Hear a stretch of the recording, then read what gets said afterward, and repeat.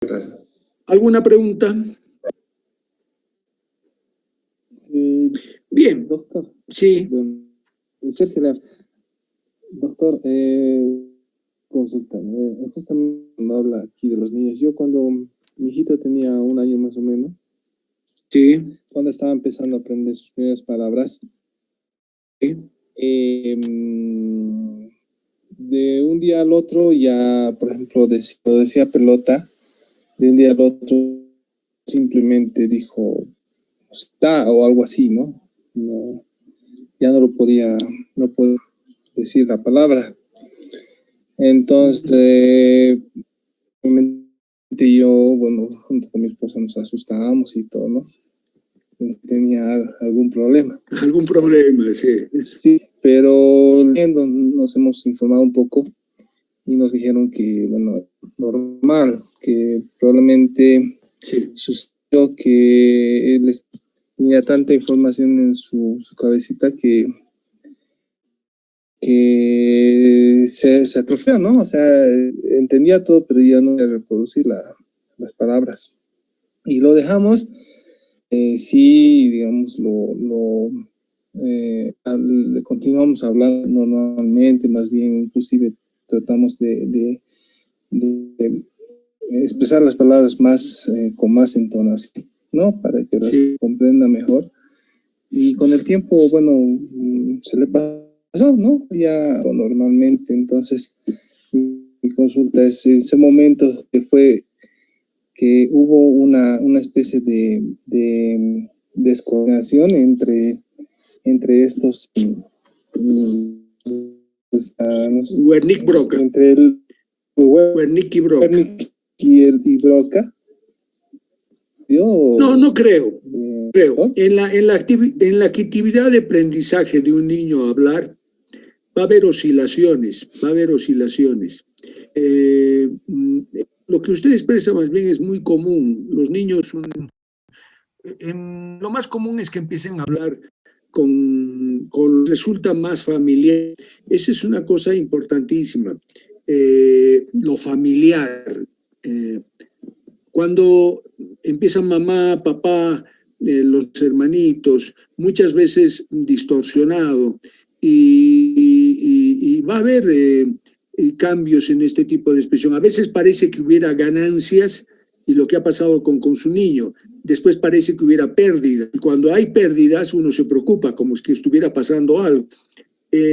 No, es parte del aprendizaje, es decir, una cosa que es verdad es muchísimas palabras que tiene que tener, porque el niño en poco tiempo adquiere más de 4 palabras. Entonces, ahí es donde es mucho caudal, decir, y a veces surgen este tipo de no palabras sacar, pero se van habituando, se puede decir, y van armando, lo van estructurando. Ese es el término. Poco a poco, la estructuración es una cosa que les cuesta mucho a los niños, pero ya una vez que se estructura, sale. Después, los problemas de articulatorios de la palabra. Eso es muy niños, los que no se les entiende muy bien lo que hablan. A mí me ha pasado una cosa que increíble. Yo a mis hijos les comía todo. Como vivíamos en la Argentina, los niños grababan en cassettes en ese tiempo y le mandábamos cassettes con expresiones de mis hijos a mi madre, hasta a la abuela que vivía acá. Y cuando ya en una oportunidad que encontré esos cassettes que lo tenía guardado mi madre, tuve la curiosidad de escucharlo, como de cerrar. He metido el cassette, no entendía nada, no entendía lo que en ese momento hablaban mis niños, mandándole mensajes a mi madre, y qué tiempo el niño, cuando hablaba yo les comprendía todo, porque era esa forma de articular la palabra que yo la entendía, porque convivíamos permanentemente, y es más, yo les estaba enseñando a hablar. Después, cuando pasan muchos años, uno vuelve a escuchar y dice, pucha, qué difícil que poder comprender y entender. Y es la parte articulatoria de la palabra, que también a muchos niños les cuesta mucho. Pero que no hay que asustarse, hay que preocuparse, que lo van adquiriendo. Lo van adquiriendo y lo van... Mi nieto le ha costado mucho, no le podía yo comprender lo que hablaba, muchas cosas. Hoy en día ya tiene niños y se expresa con una claridad tremenda, ¿no? Pero hay que tener paciencia y hay que insistirles. No porque no se les entienda, hay que callar a un niño. Lo peor que se puede hacer es callarlo a un niño. No hables, no digas, dejarlos que hablen, que es la libertad, los estímulos. Todo funcionamiento se empieza con el objeto. ¿Y qué es el objeto? Estímulos que llegan.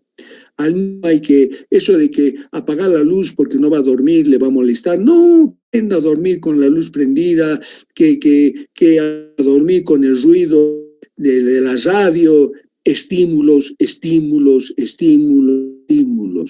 Yo muchas veces voy en un minuto en algún lado y estoy a la madre, cállate, no hagas ruido, no, Dios mío, y me da ganas de decirle, señora, pero uno se va a meter en problemas, porque si lo calla a su hijo, con mayor razón te va a callar a vos. Así mejor el prefrontal tiene que decir, no, Víctor, no te metas en problemas, cállate, ella no sabe de medicina, es mejor callarte porque vas a buscar un problemón. Pero me da muchas ganas de decirle, señora, no lo niño, déjelo gritar, déjelo expresarse, déjelo. Pero somos así los bolivianos, especialmente los altoperuanos. No hables, están hablando los mayores, Dios mío, es para chicotearle la lengua al papa que dice eso. No hables, estamos hablando los mayores. No, señor, el niño tiene el mismo derecho de expresar de cualquier, es la expresión, no cortarles, que más bien se expresen todo. Más bien, un niño está hablando, todos los mayores deberían, cállense, está hablando. Está hablando el niño. Sí, debería ser así. Preguntas. ¿No hay preguntas?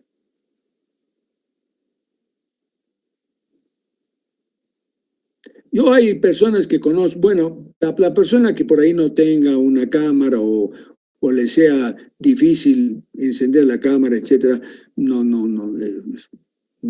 de ninguna lo voy a presionar. Pero a muchos de ustedes no los conozco, muchos de ustedes lastimosamente no los conozco y me preocupa que vamos a hacer el día de la evaluación, porque hasta por ahí yo estoy evaluando a una persona y al otro lado al otro lado en una computadora puede estar un capo en inteligencia emocional que me responde todo. Se puede dar, ¿no? Estoy dando malas ideas, creo. No tengo cámara, entonces un 100, me termina enseñando a mí. Preguntas.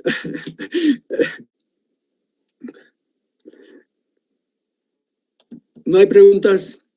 Bien, si no hay preguntas, entraremos en otro tema.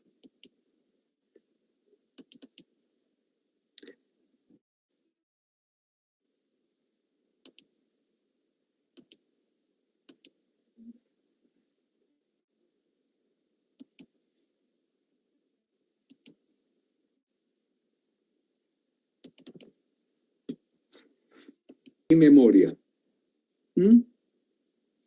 Yo ya he hablado de este tema con ustedes, pero vamos a consolidar más. ¿Cuándo se empieza a trabajar mucho sobre la memoria? Cuando en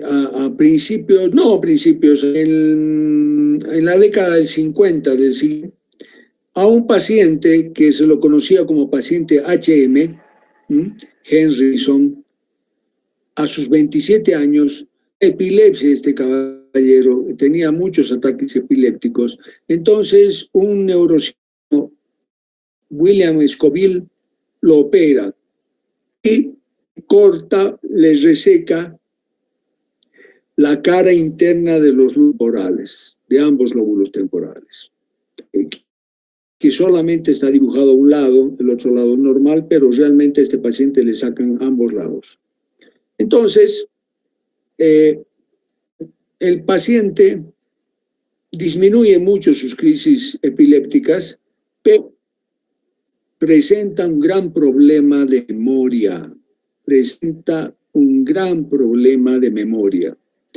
Entonces, Scoville lo llama a otro neurocirujano, apellida, Wilder Penfield, que es el que ha estimulado el cerebro para producir motor. Y Penfield le manda una neuróloga, Brenda Milner. Esta mujer, Brenda Milner, cambia su vida con esto, porque de ahí en adelante, y esta mujer ya debe tener 90 y pico de años, se dedica a investigar sobre la memoria. ¿Y cómo? Este hombre, HM, no se acordaba, es decir, tenía memoria de lo que estaba haciendo en ese momento, pero pasaban unos minutos y ya se olvidaba. Y se olvidaba, es decir, todos los días que Brenda Milner trabajaba con el paciente HM Mollison, Henry Mollison le decía mucho gusto, porque no, para él no la conocía. Entonces, no podía almacenar la memoria. Lo que se da cuenta Brenda Milner es que le hace dibujar al paciente HM, pero no directamente en papel, sino mirando a través de un espejo. Todos nosotros, si hacemos dibujos a través de un espejo, nos va a costar un poco. No lo vamos a hacer perfectamente, espontáneamente o de primera lo hacemos. Todos vamos a tener cierta dificultad de dibujar mirando a través de un espejo, pero si practicamos y practicamos, vamos a ir mejorando y al final lo vamos a hacer perfectamente, dibujar a través de mirar a través de un espejo. Y eso es lo que ha pasado con el paciente HM. Cada día lo hacía mejor, cada día lo hacía mejor. Y por supuesto que él no se acordaba que días antes había estado. Para él era la primera vez que lo estaba haciendo.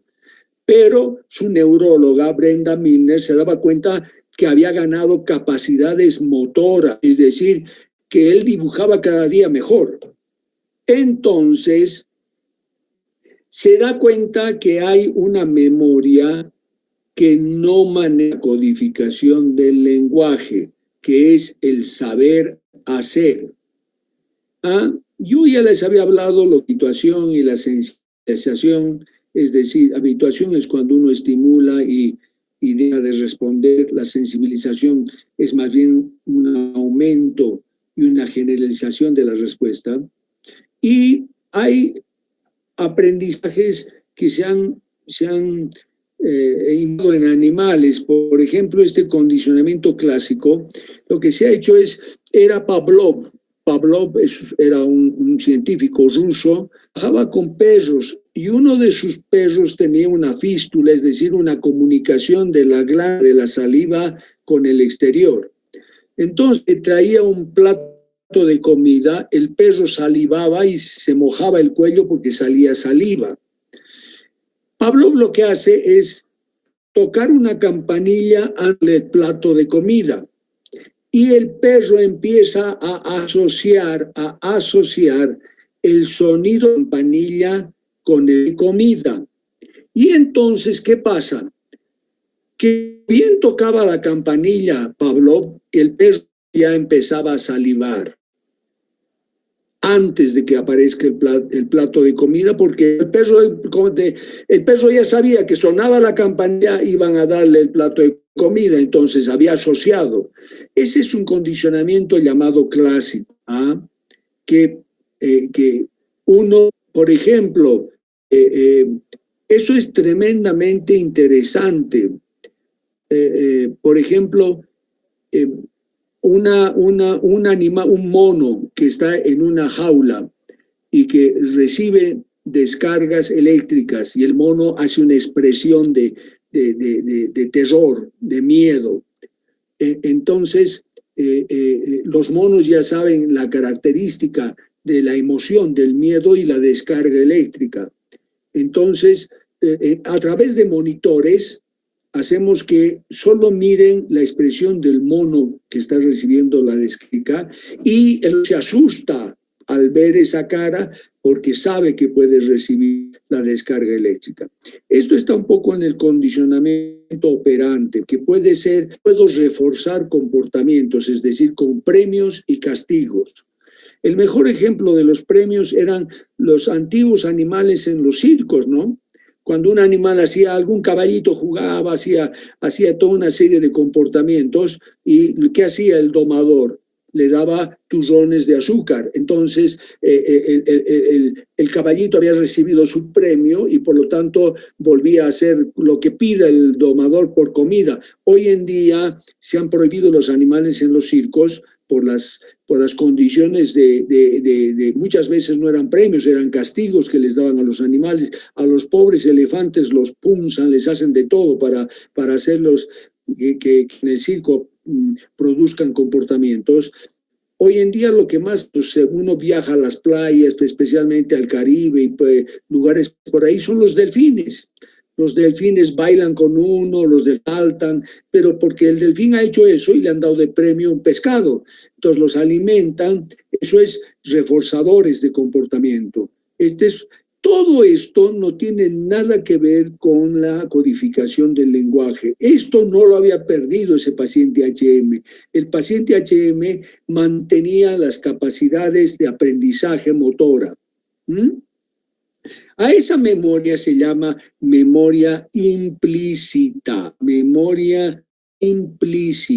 que es el saber hacer, tocar un piano, tocar guitarra, manejar un auto, todas las cosas que llevan a comportamientos motores, a aprendizajes motores sin necesidad de codificación del lenguaje.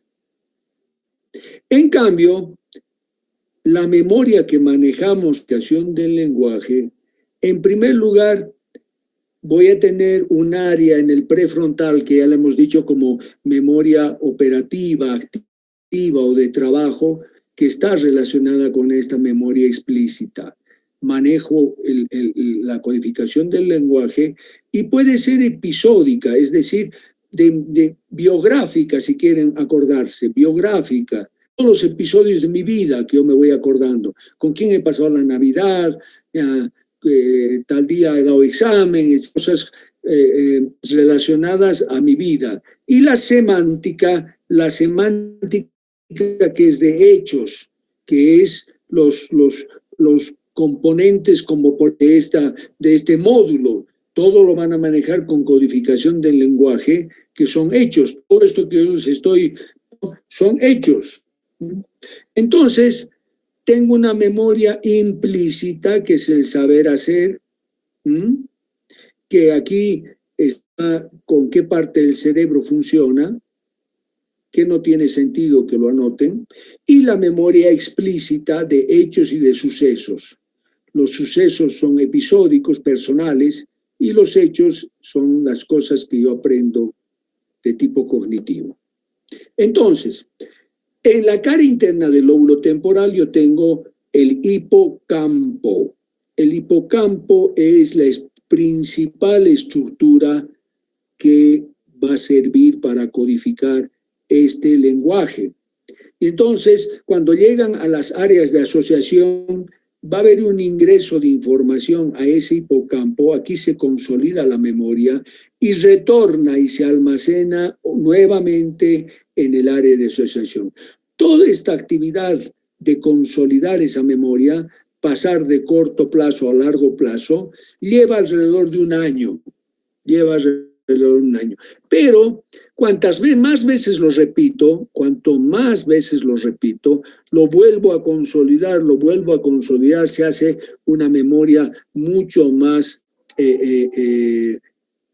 específica y más fácil de recordar. Hay una ley que se llama la ley de Ribot, después lo vamos a ver, la ley de Ribot, que es la ley que me permite, todo lo que está muy guardado y consolidado, Es decir, yo lo he sacado, es como un cuento. Yo tengo un cuento, un chiste, digamos, y yo lo vuelvo a contar, lo vuelvo a contar, lo vuelvo a contar, pues es muy difícil que yo me olvide de ese chiste.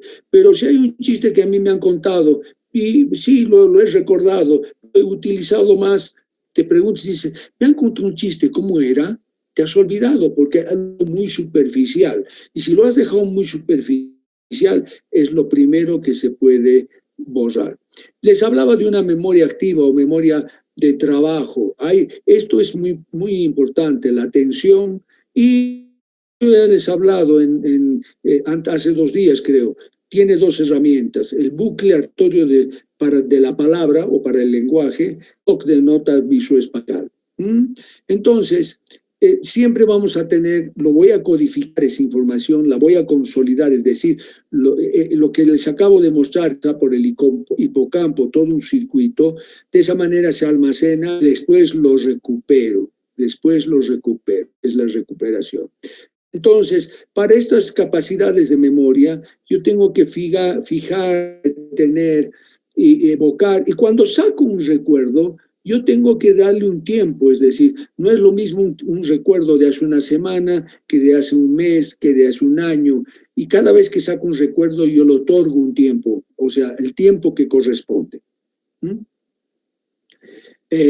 Para tener memoria es necesario tener un nivel adecuado, ¿no?, de vigilancia. Si estoy borracho, si estoy bajo drogas, pues es imposible que pueda memorizar. Esto es muy, muy importante.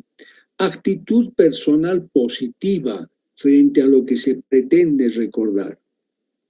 Actitud personal positiva frente a lo que se pretende recordar. Si alguno de ustedes dice, ¿qué miércoles me está hablando este caballero? Biología, yo estoy dedicado a números, ¿qué me importa? ¿Qué me interesa? Eso no es positivo, no es positivo. Y seguro que no se va a acordar nada. Si dice, uy, qué lindo, che, ¿cómo funciona ese cerebro maravilloso? A ver, vamos a aprender un poco qué es el lenguaje, qué es la memoria y todo. Eso es una actitud positiva y posiblemente mucho más posibilidad de que lo puedan recordar. Una tonalidad emocional adecuada, hay muchas enfermedades psiquiátricas, como por ejemplo los esquizofrénicos, no tienen trastornos emocionales y tienen trastornos de memoria. Y otra cosa muy importante, que yo soy docente de pregrado, es organización del material adecuado. Hay gente que es profesional y no sabe aprender. El aprender va a ganancia a aprender. Eso es buscar un sistema. Muchos que tienen una memoria visual muy importante que la auditiva, por ejemplo. Si es auditiva, si ustedes saben que pueden aprender mucho más escuchando, pues métale, graben las clases y a escuchar las clases. Eso va a ayudar a que esa información entre y se consolide. Pero hagan dibujos, hagan esquemas. Dibujos, esquemas y se va a poder guardar. Entonces, todo lo que llega a mis sentidos, especialmente a la parte visual, a la parte auditiva, aunque sean milésimas de segundo, es una memoria que se llama sensorial. Por ejemplo, está prohibido los mensajes subliminales en películas, por ejemplo. Ustedes saben que las películas son pasaje de cuadrados de película, ¿no?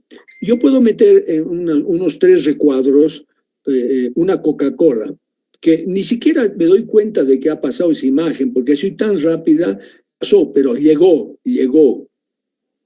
Y a la salida del cine me ponen a una serie de vendiendo Coca-Cola. Entonces, inconscientemente, que me han hecho mirar a mí durante la película, me han metido por mi memoria sensorial las visiones de Coca-Cola que yo no me he dado cuenta, Entonces yo digo, uy, tengo ganas de tomar una Coca-Cola. Eso está prohibido por ley, pero se puede hacer. Esa es la memoria sensorial. Si es visual, es icónica, si es auditiva, coica, pero duran menos de segundos, y se olvidan. Pero si logran retenerse, van a pasar a memoria a corto plazo. Y de ahí puede pasar a la memoria de trabajo, si tiene la capacidad de una codificación del lenguaje, y o se olvidan o pasa a memoria a largo plazo. Yo lo que quiero ver es estos son de memoria, no vamos a entrar a mucho porque no me interesa, esto es lo que me interesa. Si yo, y esto lo van a poder comprender mucho puntualizado, yo puedo tener amnesias anterógradas o retrógradas. Amnesia es una falta de memoria. Anterógrada es lo que tenía el paciente HM, es decir, tenía la vivencia, practicaba con Brenda Minner a dibujar a través de un espejo, no lo podía guardar. No lo podía guardar. Es como uno hace un trabajo en la computadora y dice, a ver, busca guardar como, pero aprieta guardar como y no entra, no guarda. Eso es amnesia anterógrada. Pero no lo puedo guardar, pero todo lo que tengo guardado en la computadora sí lo puedo sacar. Entonces, yo me acuerdo de mi niñez, yo me acuerdo de cómo me he casado, yo me acuerdo de todo lo que he vivido antes. Pero lo que yo he almorzado, no me acuerdo si he comido o no he comido, no sé qué habré comido, eso es amnesia anterógrada. Pero yo me acuerdo de todo porque eso ya está guardado. En cambio, la retrógrada, yo puedo guardar, pero lo que está guardado no lo puedo sacar. No lo puedo sacar, lo que ya está guardado. Es decir, que todas mis vivencias del pasado, no me acuerdo de niño, no me acuerdo de joven, no me acuerdo de todo lo que yo ya lo tenía almacenado retrógrado.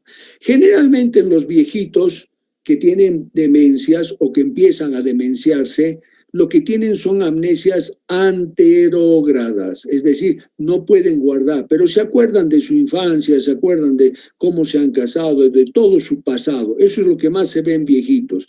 Pero si la cosa avanza, una demencia muy, muy importante, pierden ambas, es decir, es una amnesia tanto anterógrada como retrógrada, y puede ser tan avanzada esta pérdida de memoria que hasta no se acuerdan o no reconocen a sus hijos o se olvidan los nombres de sus hijos, cosa que está muy consolidada, ¿no? Eso es una desgracia, una enfermedad como el Alzheimer. El Alzheimer se caracteriza por una alteración de la memoria muy importante. Bien, no vamos a entrar en todas las conformaciones y todo eso.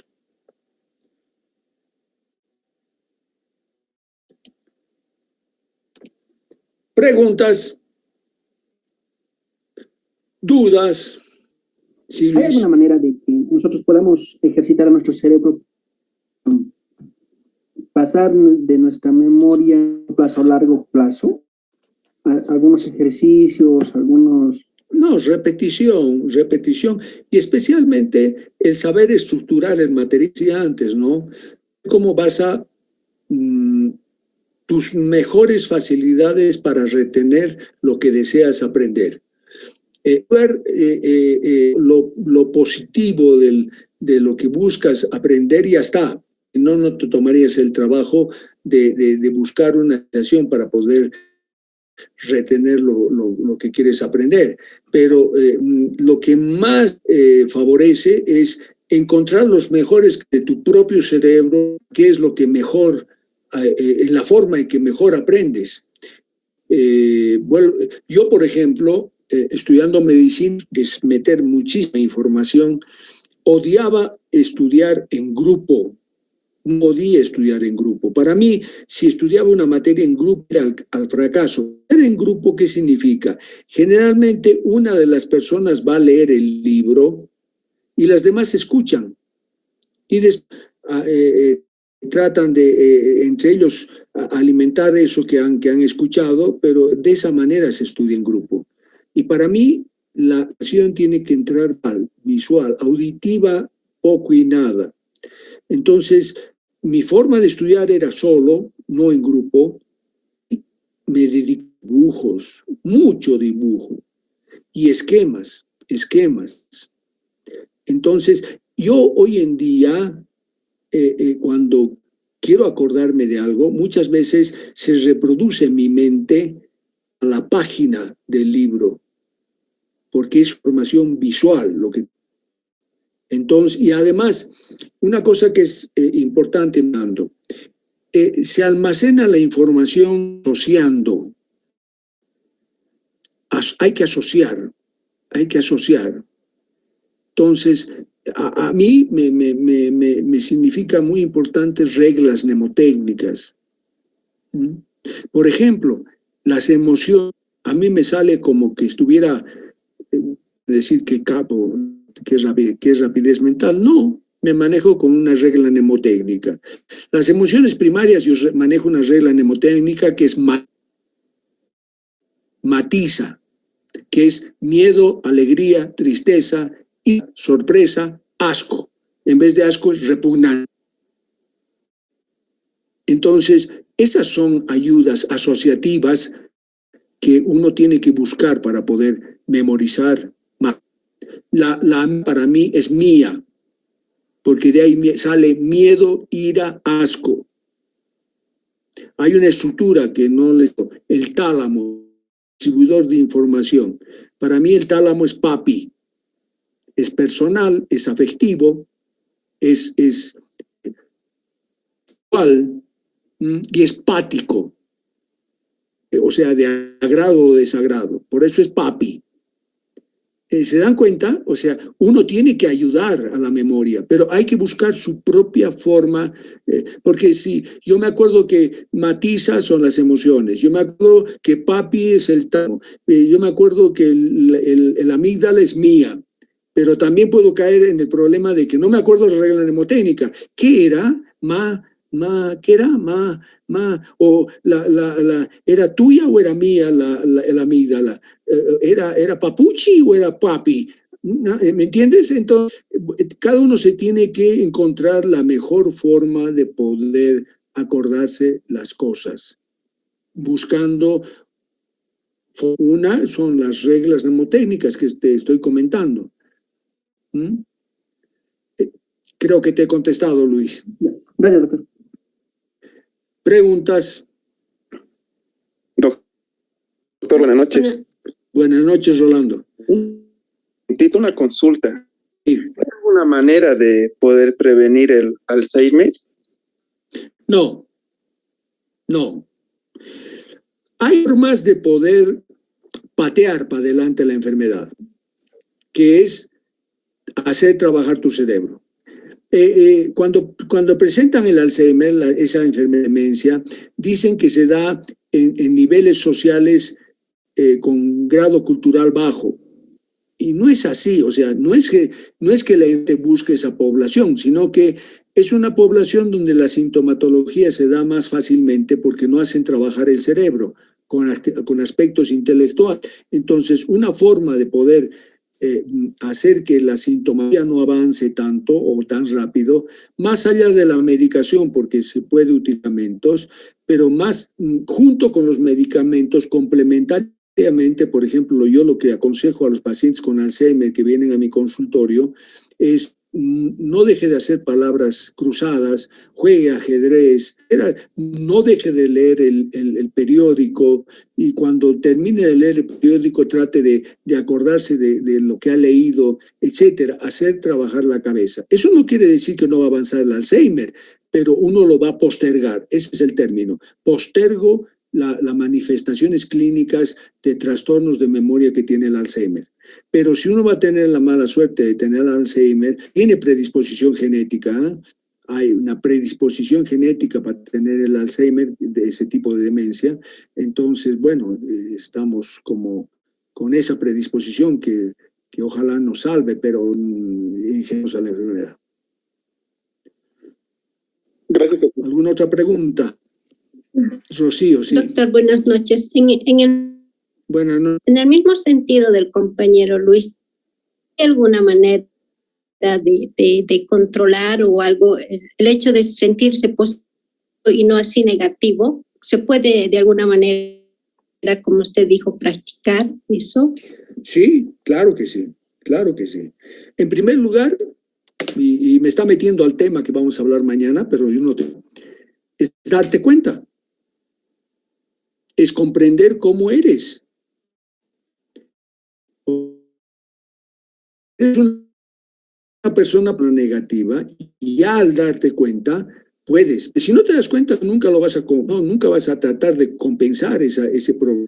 Pero si tú con un análisis reconoces ese tipo de emociones que surgen negativos en vos, entonces hay que cambiar el chip y la única manera es todo racionalmente de que cambien esos aspectos. Entonces hay que ver la forma de meter contenidos, especialmente porque es integral. La persona que es negativa tiene pensamientos negativos permanentemente en su cabeza, toda una serie de pensamientos que lo perjudican a uno.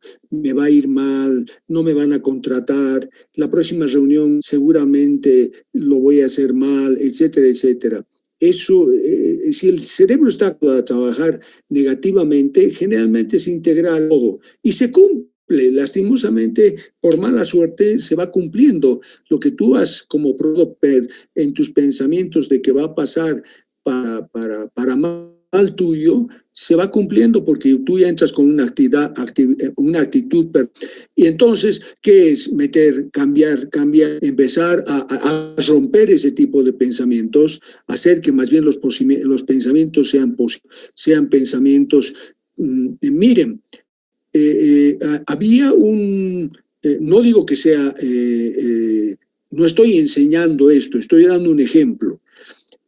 Cuando yo era jovencito, un libro que es el método Silva. Era un método de meditación y que hasta el día de hoy creo que mi hija sigue utilizando toda una fundación en Estados Unidos con el método Silva. El método Silva es un método de relajación, uno tremendamente relajado y empieza a meditar tratando de poner en blanco.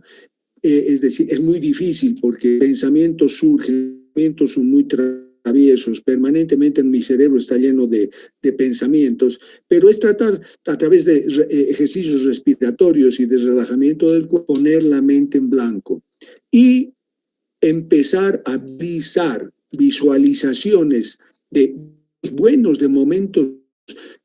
Por ejemplo, yo me acuerdo cuando recién he llegado acá, que volví a leer ese librito, no me conocía nadie, lo primero que llegué y abrí fue un consultorio, que permanentemente iba al consultorio y no tenía persona. Entonces, esas visualizaciones de abrir la puerta a mi consultorio y muchos pacientes esperando que lo entienda, muchos pacientes, yo no sé si habrán sido esas visiones o actitud positiva y el hecho de que también uno se empieza a hacer conocer, etcétera, etcétera, pero es una confluencia de cosas que hace que a la larga, pues, ni no tan a la larga, pero empecé a abrir la puerta a mi consultorio y empecé a encontrar pacientes que ya me esperaban cita, etcétera, etcétera. Eso es cambiar. No digo que estoy dando un ejemplo, por favor, pero hay que buscar herramientas para cambiar los pensamientos negativos por pensamientos positivos, que eso es fundamental, porque la persona que vive negativamente tiende a la depresión, tiende a andar mal.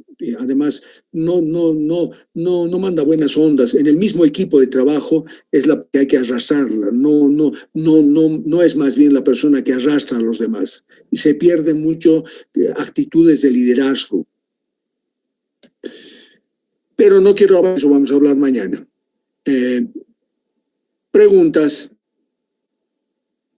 Bueno, Bueno, si no hay preguntas, ya nos hemos pasado bastante la hora. A ver, ¿qué hora es? Es 44, menos cuarto. Volveríamos ahí sí.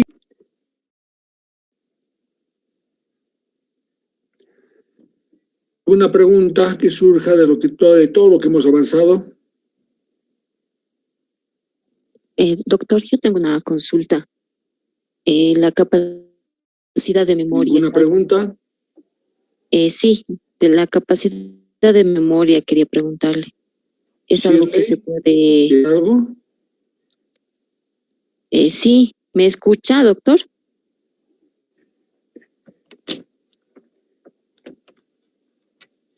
Ahora le escucho, perdón. Sí, sí, ahora sí. Sí, y mi pregunta es de la capacidad de memoria, ¿es algo que se puede trabajar, se puede incrementar? Sí, por supuesto. O sea, usted lo ha dicho, trabaja. No hay mejor forma de poder... Mire, una forma de aprender es enseñar. Porque usted va a tener que dominar, se puede decir, lo que pretende enseñar. Es muy difícil poder transmitir conocimientos si uno no tiene dominio sobre ellos. Y el llegar a dominar es, pues, una cuestión de comprensión, más que de... A pesar de que nos manejamos con el lenguaje y que el lenguaje habría que repetirlo para poder almacenarlo, es mejor en nosotros, más que trabajar con el área de asociación por-occipital, que es el almacén de la memoria, trabajar frontal. Esa información, si usted lo envía a la parte de comprensión, de entendimiento, a mí me pasa mucho de alumnos que fracasan en el pregrado y que fracasan en 2 o 3 oportunidades con la materia, que es fisiología, psicofisiología, y que después se han puesto a estudiar en serio, es decir, entendiendo, comprendiendo, no estudiando para el examen, sino estudiando porque quiero saber, porque quiero conocer. Entonces, esa es una actitud positiva, por supuesto. Pero la parte de, una vez que lo has razonado, lo has pensado, entendido, es la mejor forma de poder consolidar esa información. Y, por ejemplo, cuando se estudia en grupo, la persona que enseña a sus compañeros no sabe la gran capacidad de aumentar la memorización de eso, porque al enseñar, al colaborar a sus compañeros, lo está volviendo a consolidar, o sea, es como lo está volviendo a vivenciar toda esa parte de información. 2 recursos. Uno, la comprensión, y el otro, la repetición.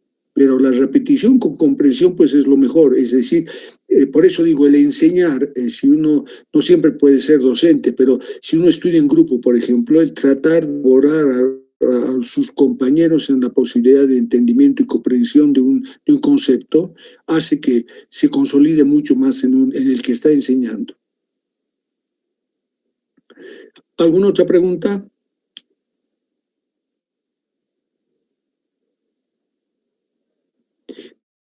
Bien, si no hay preguntas, vamos a ir a un tema que es muy importante.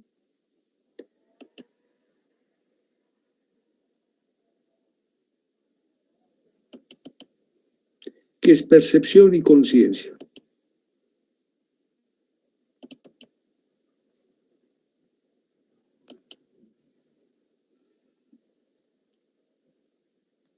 Durante muchos años este tema de conciencia ha estado negado, especialmente una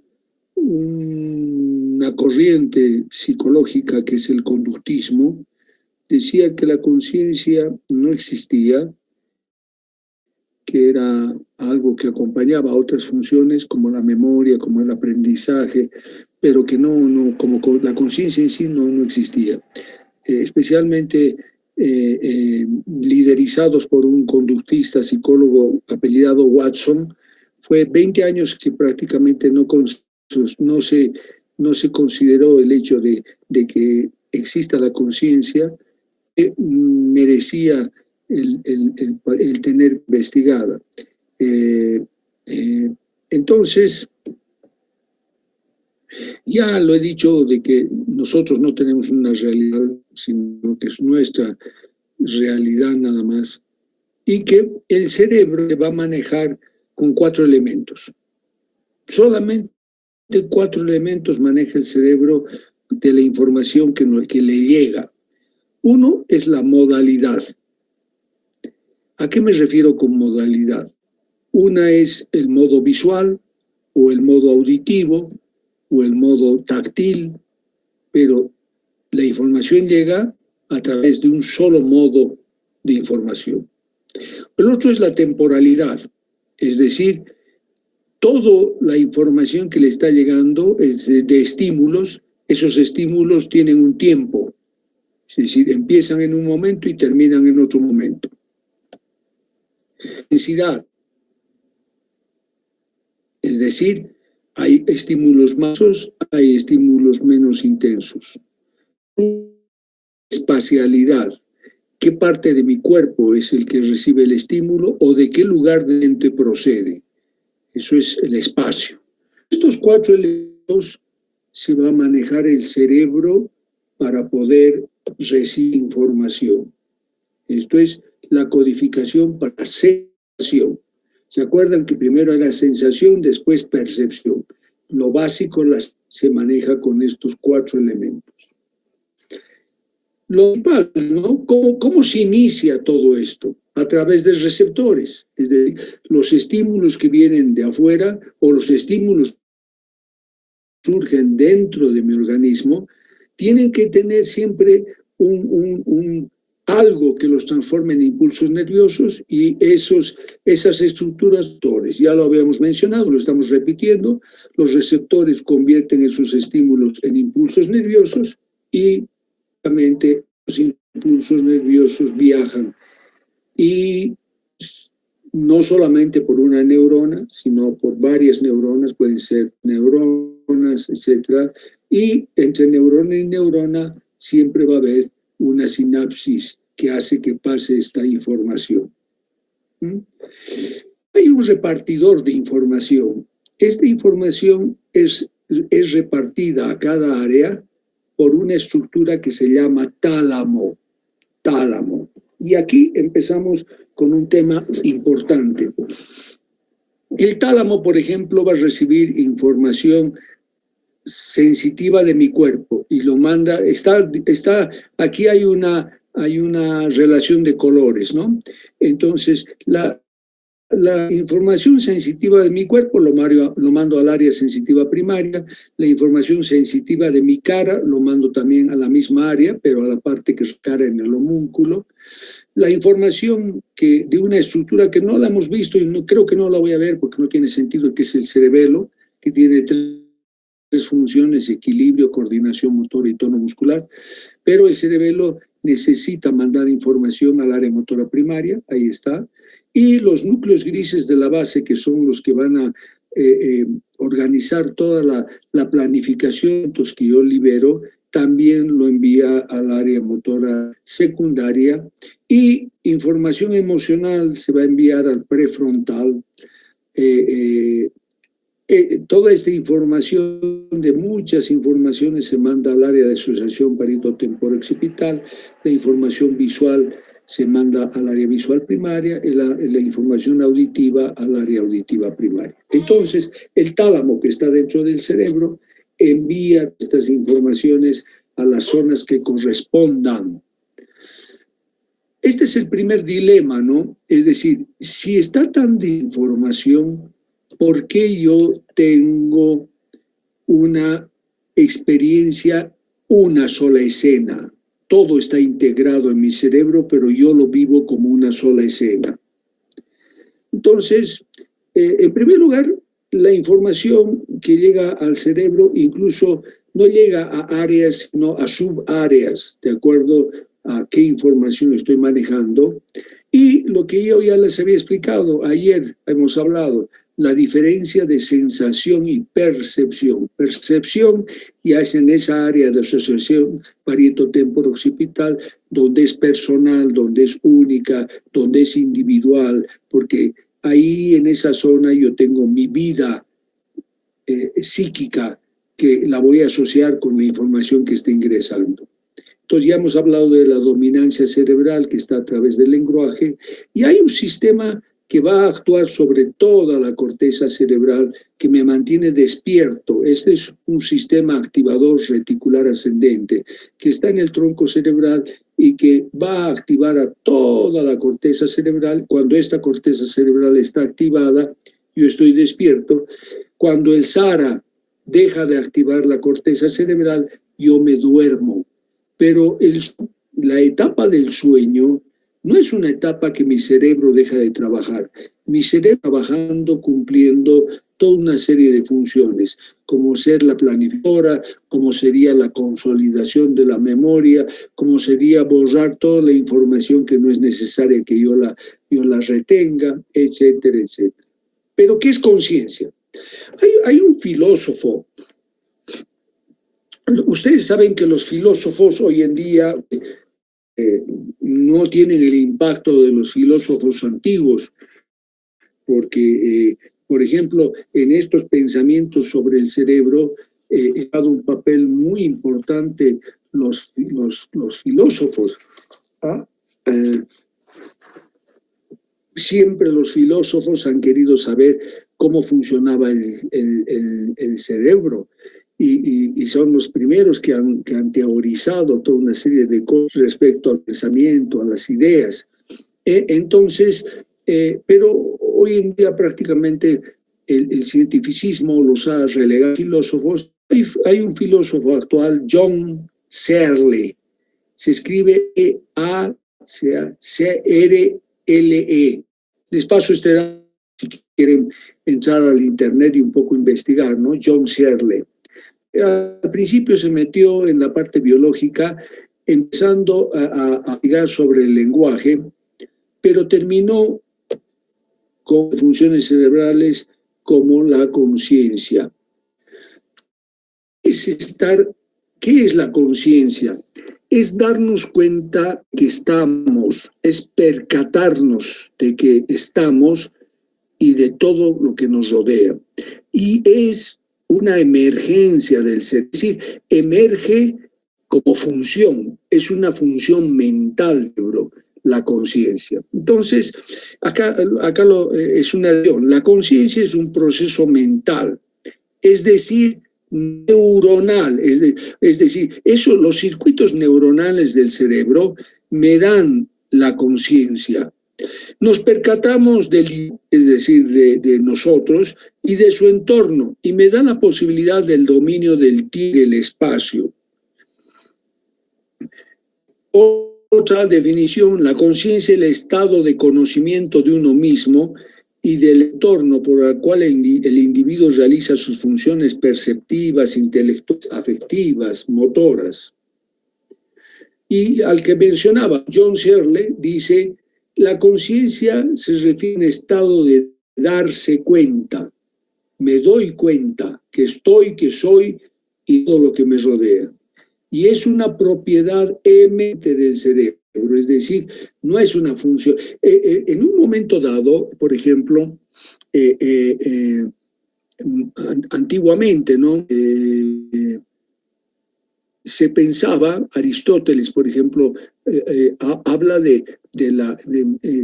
pensaba que no tenía importancia y creía que pensaba que era un órgano grasiento, no le daba demasiada importancia, y él tenía el centro en el corazón, ¿no? Cuando nos morimos, lo que se deja es el corazón. Entonces creía que los procesos mentales surgían del corazón. Incluso palabras como recuerdo, concorre, o sea, habla de la función del corazón en algunas funciones que actualmente sabemos que son del cerebro. Pero esto que negaban la conciencia, hoy en día, por eso más bien se subraya de que es una propiedad que surge del cerebro. Bueno, la percepción del tiempo es un tema, el tiempo no es una cosa muy, muy relativa. Incluso nosotros tenemos un tiempo interno, es decir, estamos bien, el tiempo pasa muy rápido. Nos fijamos el reloj y decimos, ¡ucha! Ha pasado volando. Yo pensé que había pasado poco tiempo y había pasado muchísimo, pero porque estamos viviendo cosas agradables. Y más bien todo lo contrario, cuando es desagradable, es decir, yo estoy en espera de algo, por ejemplo, estoy esperando que me vacunen, y digo, ¡ucha! Ya debe pasar una hora que estoy esperando aquí para que me vacunen, pero cuando me fijo el reloj, había pasado 15 minutos. Eso es tiempo interno en el cerebro, funciona el cerebro. Bueno, hay una conciencia primaria, hay una conciencia de orden superior, diferentes autores que han opinado sobre esta actividad de la conciencia. Y algo que le ha hecho mucho daño al avance científico, Descartes, ¿no? Descartes, para su momento, porque se pensaba en que existían espíritus animales que hacían que fluían a través de nervios que eran huecos y cosas que hoy en día se sabe que de ninguna manera sucede de esa manera. Pero John Eccles es un caballero que ganó un premio Nobel, pero a pesar del avance que tenía, él seguía pensando algo del espíritu cartesiano. ¿Qué espíritu cartesiano? En ese tiempo se pensaba que las cavidades del cerebro era el lugar, especialmente una glándula, la glándula pineal, que tiene forma de piñón, el término de pineal, era el contacto entre el espíritu y el alma. Y que el alma dentro del cerebro funcionaba como un piloto que conducía el cuerpo humano. Y hoy en día se sabe que no es así, que es un proceso de función neuronal. Entonces, hasta el día de hoy no se tiene ciencia cierta de muchas cosas. Por ejemplo, eso que hemos visto, el tálamo, que va a mandar toda la información a la corteza cerebral, va a surgir un pensamiento. Este pensamiento, esto es, Wolfsinger, y han retomado estas de Wolfsinger. Ven este caballero que está caminando, son dibujos del mismo Wolfsinger. Este caballero está caminando y de pronto escucha, eso está en el área auditiva. Él mira las flores, ¿ah? Por eso está la información visual, además está en el área visual. Él siente el calor que está en ese momento surgiendo del sol. Él está caminando y siente los frutos de su cuerpo, ¿no? O sea, hay toda una serie de información que está ingresando, que lo que va a hacer descargas potenciales de acción o de descargas de impulsos nerviosos en diferentes áreas del cerebro. Entonces, el tálamo, casi 9.5 milésimas de segundo, va a mandar una onda eléctrica a correr por toda la corteza cerebral y lo que va a hacer es que agarre una simultaneidad en todas las áreas que están recibiendo estímulos y los va a unificar. Esa es la explicación, la última teoría en el sentido de por qué unificamos toda la información y nosotros vivimos todo como una sola escena, a pesar de que la información está repartida en diferentes lugares del cerebro. Un científico que se ha metido en muchas cosas, Roger Penrose, es un hombre que ha hecho teorías cosmológicas del Big Bang, etcétera, etcétera, también se ha metido en pensar y teorizar sobre qué es lo que es la conciencia. Y él dice que la conciencia no la vamos a poder comprender específicamente con manejando la física clásica. Él recurre a la física cuántica. Él piensa que para poder explicar la conciencia tenemos que saber de física cuántica y no corresponde solamente a una función neuronal, es función neuronal, pero que no está en las neuronas macro desde el punto de vista de la neurona en su totalidad, sino de estructuras que están dentro de la neurona, que son unos microtúbulos que forman una especie de esqueleto de las neuronas, y él dice que es ahí donde se sitúa esta habilidad de integración de toda la información y especialmente de que su estado primordial, que es un estado de que cuenta que soy, que estoy y que hay todo de estímulos que vienen del medio ambiente y que los capto y lo comprendo a través de un estado de funcional neuronal que es la conciencia. Vernon Muncastle es una persona que un poco ha recopilado todas las teorías y del estado de conciencia dice es un fenómeno neuronal, que eso ya lo he repetido en todo el tema. Existe en el hombre y en otros animales. Aquella persona que tiene perros, por ejemplo, ¿cómo uno se va a dar cuenta que el perro tiene conciencia? El perro tiene afecto, mueve su cola, el perro juega, el perro tiene toda una serie de capacidades que de ninguna debemos pensar que no tiene conciencia. Por ejemplo, un chimpancé cuando lo pones frente a un espejo, el chimpancé se reconoce frente a un espejo. Un perro no. Póngale un espejo frente al perro, raro pero el chimpancé sí, el chimpancé permanentemente hay un autorreconocimiento frente a un espejo. Entonces, ¿cómo negarle que no hay conciencia?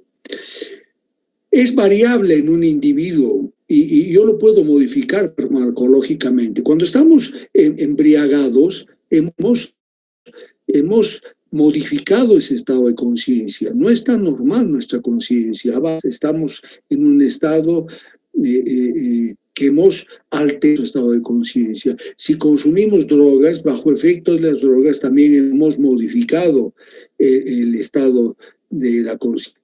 Por supuesto que implica fenómenos de percepción. Percibimos todo lo que nos rodea. Implica actividad, memoria, la conciencia. Es independiente de la entrada sensorial, porque una persona que no es vidente, por ejemplo, no tiene disminución de su grado de conciencia.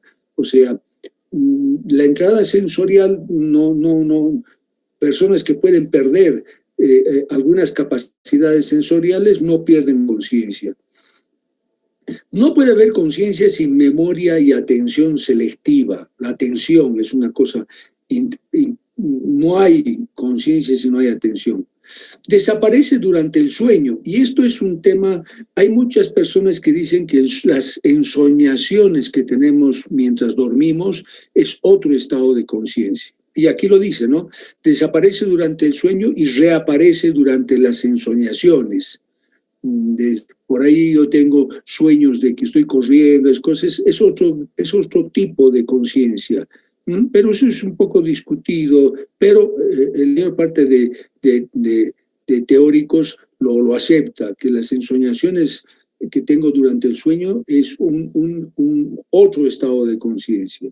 La conciencia puede enfermarse, yo me golpeo la cabeza y me lastimo el cerebro y puedo quedar en coma, que sería una alteración de la conciencia. Y acá, la conciencia alberga una experiencia unificada, por toda la explicación que he dado, ¿no? Es una experiencia unificada de la realidad externa.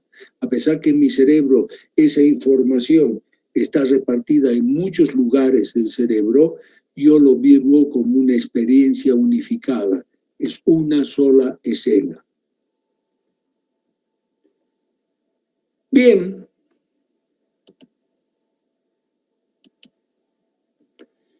Hoy hemos corrido harto porque quería dejar para mañana el tema que a ustedes les interesa, que es la inteligencia artificial y emoción. Son los dos temas que vamos a ver mañana, qué son las emociones, cómo surgen las emociones, y vamos a hablar específicamente de la inteligencia emocional, y el sábado quizás vamos a sacar dudas y la evaluación. Preguntas de todo lo que hemos avanzado. Sí, doctor, buenas noches. Buenas noches, Mario. Sí, me llama la atención en este tema de la conciencia. Sí. Hay un término muy conocido que se dice, cuando tú piensas en algún problema, no lo puedes resolver, te dicen consulta con tu almohada, ¿no? Y es precisamente cuando es en este estado de semiconciencia, creo que es cuando dormimos, que a veces logramos solucionar algún problema. ¿Cómo funciona el cerebro en este estado de semiconciencia o cuando dormimos? Porque en realidad yo creo que sí, evidentemente cuando estamos conscientes tenemos muchos estímulos exteriores, ¿no? Entonces cuando dormimos ya no los tenemos y tal vez ahí es donde trabaja el subconsciente que se dice y a veces podemos solucionar algunas cosas, ¿no? Sí, tiene una explicación muy orgánica. Nuestro cerebro es eléctrico. Yo puedo poner unos electrodos y eso es electroencefalograma. Cuando estamos despiertos, ese ritmo el ritmo de descargas eléctricas que tienen las neuronas es de 15 a 30 hercios, es decir, 15 a 30 descargas segundo. Yo estoy despierto y mi cerebro puede hacer esas gráficas de 15 a 30 ciclos por segundo. Cuando estoy dormido, voy a tener dos etapas del sueño, que es un ritmo teta o tita, que es de 7 a 14 más o menos. Perdón, de 4 a 7 ciclos por segundo. Y cuando ya estoy dormido muy profundo, es el ritmo delta, que es de 0.5 a 3.5. Entre lo que yo estoy despierto y me duermo, hay un ritmo intermedio que es el ritmo alfa. Este ritmo alfa, que es intermedio entre lo que yo ya estoy dormido, 4 a 6 ciclos por segundo, y el que estoy despierto, que es 15 a 30, que es un ritmo alfa de 7 a 14 ciclos por segundo, es un ritmo muy especial. En Occidente no lo utilizamos mucho, pero entre la gente que sabe meditar, que utiliza las meditaciones, los estados de relajación, los budistas, miren, los monjes budistas, esos los tibetanos que tienen su vestimenta tan peculiar, que están con sandalias, que no les interesa lo material y que lo que hacen es años únicamente dedicarse a la meditación, pueden llegar a controlar el funcionamiento de su corazón, pueden llegar a controlar funcionamientos que nosotros imposible, porque es un sistema autónomo, es un sistema que no funciona bajo voluntad, bajo control. Ellos han logrado toda una serie de habilidades y se sabe que mientras están en estos estados de meditación es este ritmo alfa de la intuición, ritmo alfa de justamente me dice ya no llegan una serie de estímulos y yo estoy en un estado especial. Ahora, muchas veces pasa que no estoy por dormir, yo pienso una cosa, una solución, la tengo y me duermo. Y al día siguiente digo, ¿qué he pensado? Me parece que encontré una solución y no lo he anotado. Porque es un estado que está pasando entre lo que yo estoy despierto y lo que me voy a dormir. ritmo al cerebro. Es un ritmo, está verificado que realmente existen estados especiales del cerebro con mucho más apertura, se puede decir, incluso a la introspección. Son los mejores momentos donde uno puede tener un ingreso hacia uno mismo y son los estados de reflexión. ¿Está bien, Mario? Sí, gracias, doctor. ¿Preguntas? Sí, licenciado, buenas noches. Una pregunta. Buenas noches, Cristian. Hablar esto del parálisis del sueño. Y alguna vez a mí me ha pasado donde yo sentía que estaba despierto. No podía moverse. Pero no me podía mover exactamente. Y mi esposa alguna vez me hizo despertar, Cristian, y recién logré despertar, ¿no? ¿Esto qué es? ¿Algún trastorno? No, es una falta de sincronización. A ver, las neuronas que contraen el músculo se llaman neuronas motoras alfa. Uno está en un estadio del sueño, que es el sueño REM, largan una sustancia que es un neurotransmisor, glicina, que es un neurotransmisor inhibitorio. Entonces, está como inhibido la posibilidad de contraer los músculos. Pero a veces esta sustancia actúa un poco más de lo que debería actuar. Pero igual va a ser como una mayor prolongación de su acción, pero que es seguro que va a desaparecer. Entonces, por eso no es nada más que eso, que uno tiende a moverse, no puede, pero los segundos se ha recuperado. Eso es con seguridad. Nunca ha quedado una persona paralizada un tiempo prolongado. Son segundos de asincronía, podríamos decir. Todo está sincronizado, pero en esas personas hay una falta de sincronización entre lo que uno despierta y que es la recuperación de la contracción del músculo.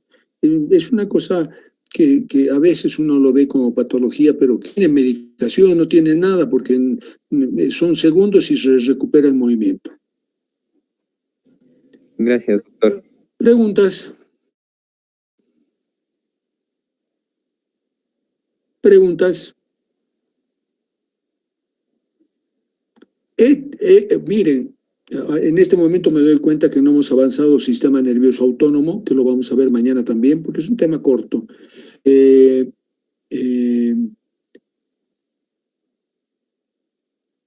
avanzado harto, ¿eh?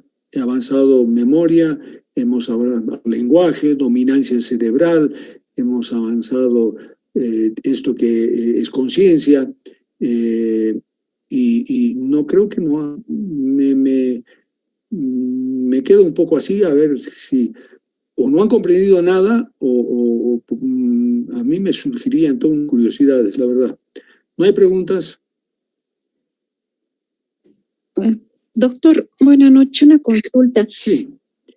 Las personas, Paola, mucho gusto. Mucho gusto, doctor. Disculpe que es la primera vez que puedo aprender. Estoy en casa ya, no estaba en casa. No se preocupe. Tranquila. Una tranquila. Consulta. Las personas que tienen problemas psiquiátricos, tienen como la bipolaridad, la esquizofrenia, ¿tienen daño también cerebral? Lo que tienen es alteración en los neurotransmisores. Por ejemplo, un esquizofrénico tiene en algunos circuitos del cerebro tiene mucha cantidad de dopamina. Una persona que tiene alteraciones del humor, para que me comprenda mejor, acciones en el ánimo, que son las depresiones, que a veces uno habla de bipolaridad, pero no se ve mucho la bipolaridad. Lo que más se ve es la depresión, porque el bipolar sería, la depresión es unipolar, y cuando es bipolar es depresión y manía, estados de estar maníaco y no estar depresivo. En general, lo que más se ve es la depresión unipolar, y esa depresión unipolar es porque disminuye la cantidad de los transmisores, la serotonina y la noradrenalina. Entonces, justamente ese es el tratamiento que se hace, ¿no? El esquizofrenio con antipsicóticos, porque se ha visto que hay sustancias que logran compensar este tipo de manifestación sintomatológica que tiene el esquizofrénico, que tiene toda una serie de características. Puede tener alucinaciones, puede tener delirios, tiene alteración del pensamiento especialmente, hay mucha alteración del pensamiento. Son enfermedades con alteración del pensamiento. Entonces, cuando uno toma antipsicóticos, como la clorpromacina, como el haloperidol, etcétera, etcétera, desaparece manifestación clínica. Por eso, prácticamente hasta la década del 60, los hospitales psiquiátricos tenían una población muy grande, porque esta gente no tenía medicina que lo pueda controlar y eran potencialmente, se puede decir, peligrosos. Entonces, cuando se descubren los antipsicóticos, se medica a toda esta gente y en Estados Unidos especialmente surge una ley que se llama la ley de la desinternalización, es decir, sacarlos de los hospitales psiquiátricos y mandarlos medicados a su casa, a sus hogares. Por supuesto que esto no se ha cumplido a cabalidad. Por ciento de las personas que están en situación de calle en Estados Unidos, por ejemplo, son esquizofrénicos que están sin una cobertura médica, que viven en las calles y que tienen peligro, ¿no? Peligro porque alucinan, alteración del pensamiento y pueden ser potencialmente peligrosos. Pero la depresión tiene también una medicación. Si falta serotonina, doy medicamentos para que la poca que tenga actúe más tiempo. Entonces, de esa manera compenso esas alteraciones de estado de ánimo. Y, por ejemplo, si usted me ha mencionado la bipolaridad, que es depresión más manía, realmente lo que predomina son los estados depresivos, pero después está en un cuadro maníaco, si el depresivo no quería moverse, después en su estado de manía se mueve muchísimo, no puede dejarlo. Si tiene alteración del flujo de pensamiento, piensa muy lentamente. Aquí el maníaco tiene un exacerbado eso, va de idea con idea, pensamiento tras pensamiento, pensamiento tras pensamiento, habla muy rápido, se expresa muy rápido. Si el depresivo lo vive todo con mucha tristeza, con mucha sensación fea, en su estado maníaco, pues le parece todo placentero. Hay una medicación que se ha ido reduciendo específicamente y que hoy teniendo estos estados bipolares, que es el litio, los tratamientos con litio. Pero todas las enfermedades psiquiátricas son por alteraciones de la cantidad de neurotransmisores. Por eso, aún si uno le da una medicación, va a tardar en tener efecto la medicación, porque no es dar un antibiótico que a las pocas horas ya está actuando. Esto actúa, pero tarda. Cambiar la química del cerebro va a tardar unas 3 semanas. Entonces, al que le dan unos antidepresivos y lo usa un mes, es ridículo. 15 días, 3 semanas tardó en empezar a hacer efecto y a la semana lo dejó de tomar. Dios mío, son medicaciones por lo menos 6 meses y yo aconsejaría una medicación de un año menos, por un año. Hay gente que está 3, 4 años con medicación porque se da cuenta que deja la medicación y cae nuevamente en su estilo, ¿no? Entonces, resumiendo, Paola, es alteración de la cantidad de sustancias químicas en mi cerebro, específicamente neurotransmisores. Gracias, doctor. Interesantísimo, sí, ¿no? Y también, ¿qué pasa con la farmacodependencia o dependencia? Entonces, más o menos va ligado con lo mismo, me imagino, ¿no? No, la dependencia es un cambio en el funcionamiento del cerebro. Nosotros tenemos un núcleo en el cerebro que se llama núcleo accumbens. El núcleo accumbens es un núcleo cerebro. Y entonces ahí llega justamente el neurotransmisor del placer, que es la dopamina. Y lo que sucede es que si yo consumo drogas, la droga va a entrar a receptores, normalmente debería estar ocupado por sustancias del cerebro, es decir, si la droga me ocupa un receptor donde debería entrar una sustancia del cerebro, pues me varía entonces cerebral. Y es por eso que si, por ejemplo, utilizo la cocaína, me pongo eufórico, pongo con una descarga simpática, es decir, son más rápido, se me dilatan las pupilas, y yo estoy con una casi psicótica, es decir, desde el punto de vista de psíquico. Esto va a hacer que mi cerebro cambie su funcionamiento, porque cuando yo utilizo la droga se dispara la cantidad de... Es decir, no es la secreción normal de dopamina ante cualquier tipo de placer, sino se dispara mucho. Y lo peor es consumo, baja la dopamina más de lo que normalmente yo tendría que tener. Entonces, esto es una teoría que se llama teoría de procesos opuestos, que es que generalmente la primera teoría que hemos tenido de las dependencias, la persona que consumía era porque era un vicioso, porque era un placer hedónico que lo hacía consumir.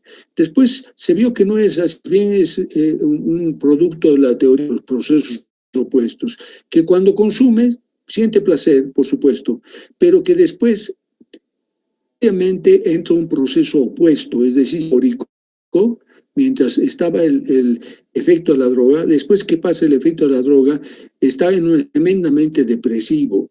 Y al final ya no puede sentir placer. Consume para romper el estado tan feo que tiene de depresión. Entonces consume para no sentirse tan... Y además el núcleo accumbens no solamente recibe estímulo de la misma droga, sino de los ambientes a la droga. Por eso, una persona, por más desintoxicada que esté desde el punto de vista de estar entrenado, por ejemplo, para que se desintoxique de la droga, cuando sale vuelve a estar con estímulos ambientales, la música, los amigos que vuelven a consumir y va a caer otra vez porque su cerebro ha dejado de funcionar. Hay una teoría que la persona que es drogodependiente o la persona que es nunca deja de serlo.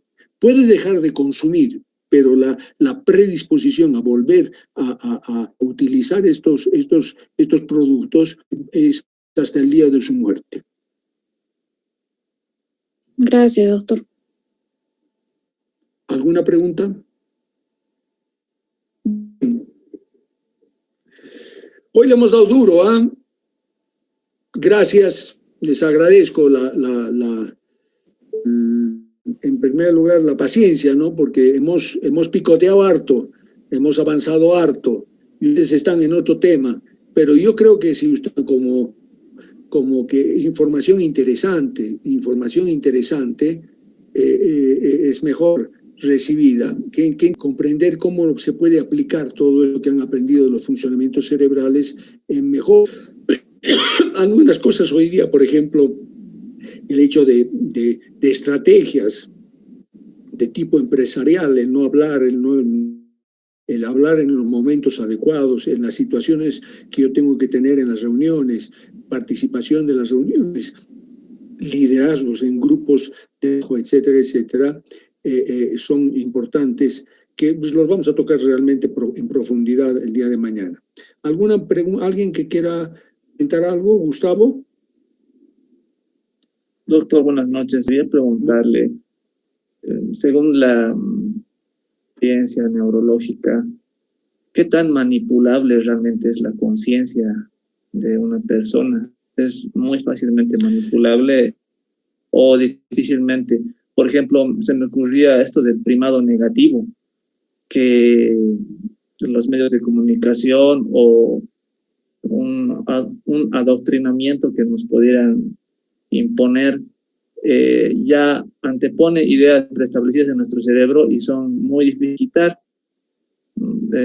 Por ejemplo, hay la idea de que nos han ido de forma muy muy sutil la idea de que realmente vivimos en un planeta esférico, cuando nuestros sentidos, la parte de la sensación, nos dice más bien lo contrario, de que vivimos en un plano, que el sol no está quieto, más bien es el sol que se mueve.